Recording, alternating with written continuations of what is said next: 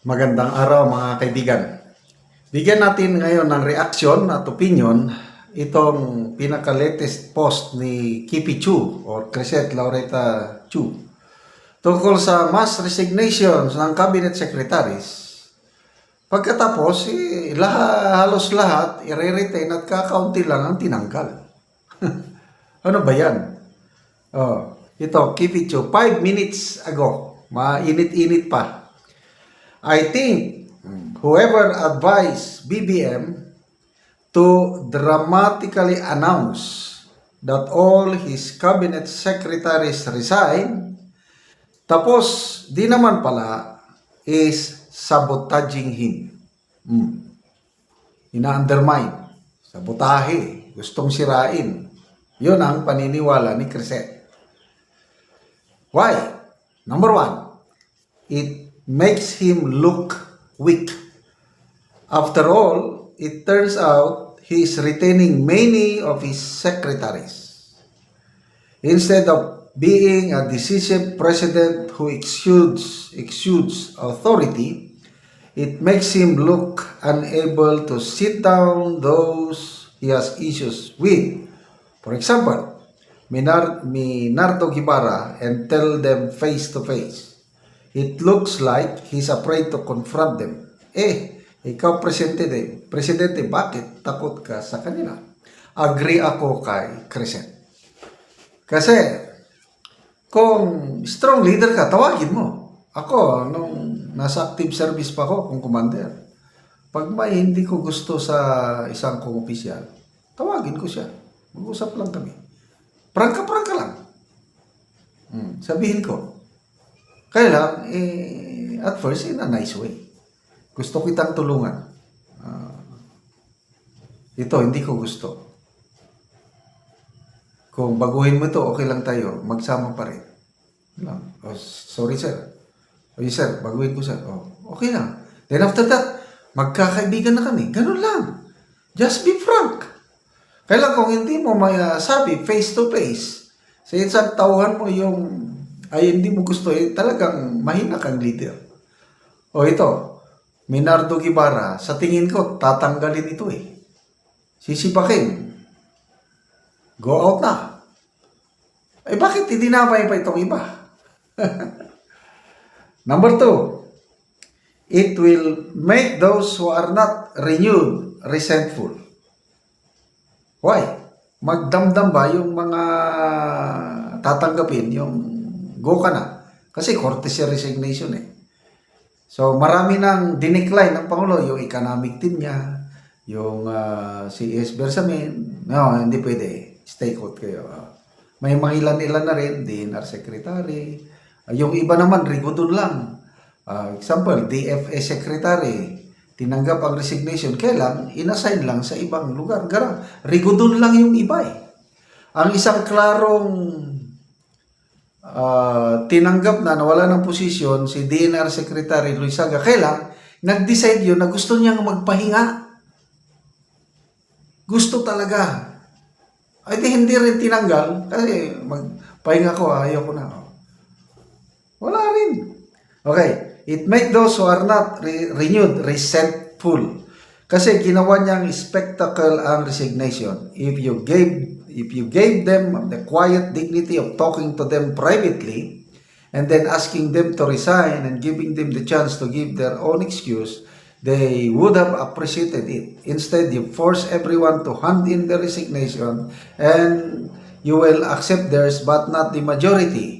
Di magkakaroon yan ng resentment kasi it is public humiliation which they don't deserve for sticking with you. Agree ako dito.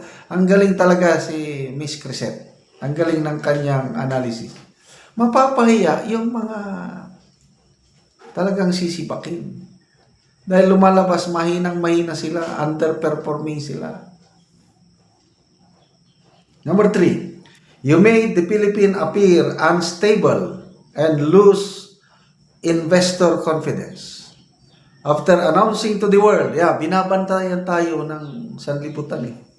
Dahil una, yung nangyari kay PRRD, first time in history na may ganun. Tapos, nagkaroon ng election. Natalo ang kandidato ng presidente natin. Eh di, mahina ka talaga, sabi ng foreign media. Tapos, dahil sa pagkatalo sa election, ito, resign kayo lahat para mag-deliver ng magandang governance. Resign lahat. Yung pala, hindi rin pinag-resign. Okay. After announcing to the world that the people aren't happy with the results, you said in a speech that we're in a flux. Nagmumukha tayong very unstable externally. Imagine the optics of how we appear to the world that you wanted to remove all your cabinet secretaries for the dismal showing in the polls. Ang babaw na rason eh. Nang dahil lang paano kung ano? Paano kung nanalo ang marami? Ibig sabihin, walang tanggalan. Doon lang pala sa pagkatalo nilang rason, napakababaw talaga na rason. Number 4, the dramatic announcement and the fact that many are actually still staying and you probably have less than half you're letting go makes you appear wishy-wishy and unreliable. A man who doesn't keep his word, tinatanggalan ka na po ng political capital and image nang di nyo napapansin. Therefore, I conclude, whoever is feeding these strategies to the president is consciously making him look weak. Or talagang di matalino, I'm not sure, which I'd rather prepare. BBM, ito may pahabol pa. Gusto mo, text mo muna kami kung duda ka na may advice sa'yo na pinapahamak ka. Lately, puro palpak advice sa inyo. And these people advising you are considered your allies. Ito, the same observation ni Professor Malu Tikia sa kanyang post kanina umaga. Nasabi niya, yung nag-advise sa presidente, yung back-to-back damage control. Ano yung back-to-back damage control? Yung interview kay Katunying, na it turns out na mas lalong, it's a big mistake, sabi ni Mr. Rigoberto Tiglao. Lalo siyang pinag-usapan, lalong nabatikos ang presidente nang dahil sa kanyang interview kay Katunying. Dinagdagan pa itong courtesy mass resignation. Lumalabas, sabi ni, ill-advised. Hindi magandang advice yun, hindi magandang strategy. Lumalabas ang Pangulo mahina. So, pareha sila ng sinasabi ni Crisette Laurita Chu. Okay, salamat mga kaibigan sa inyong pagsubaybay sa ating channel. Nakakatulong kayo ng malaki sa tribong Talaandig ng Bukidnon. Dahil ang sweldo po natin sa channel na ito is pantulong sa tribo. Namimigay tayo ngayon ng livelihood assistance. Nagpapatanim tayo ng saging lakatan. Kung may tinanim, may aanihin. Panoorin nyo ang video na ito. Araw na anak ko sa saging lakatan ni Manang Ilma. Nga maayo gid ang tubo silang saging. Maayong buntag. Mayong buntag po. Oo, unsa man kadya? Nag-abono. Buno ka og Complete. Para sa kuan ba? Kay tinulan naman. ting ulan naman. Oh, Tabunan tayon. tabunan dayon kay para di mabanla sa ulan. Oo, Bisag mo ulan. ma Steady. steady ang kuan, Oo. abono. Abono.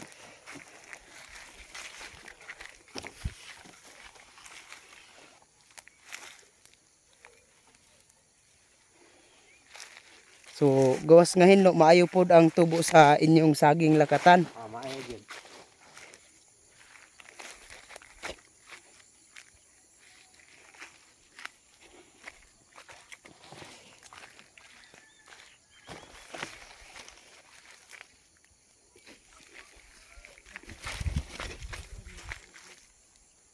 Nindot na gid kaayo ang tubo sa saging ni Manang Ilma.